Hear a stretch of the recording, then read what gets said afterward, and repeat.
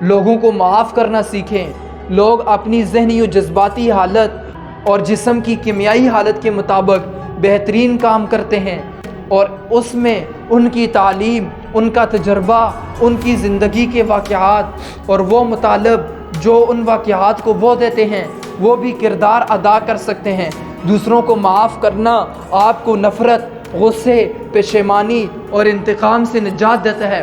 Stephen کووے کہتا ہے، انسان سانپ کے کانٹے سے نہیں مرتا بلکہ جسم میں رہ جانے والے زہر سے مرتا ہے۔ جب کوئی صورتحال آپ کے لیے نقصان کی وجہ بنے، یعنی سانپ کی طرح آپ کو کاٹ لے، تو اس کو آپ تبدیل نہیں کر سکتے۔ وہ اس نفرت، غصے، پشیمانی، انتقام اور دکھ کو زہر سے تشبیہ دے رہا ہے۔ اگر آپ کو سانپ کاٹ لے تو آپ اس کا زہر اپنے اندر نہیں رکھیں گے، آپ چاہتے ہیں کہ اس کو نکال کر آپ کو صحت یاب کر دیا جائے۔ اس لیے ہمیں اپنی منفی جذبات کے ساتھ بھی اسی طرح کرنا چاہیے۔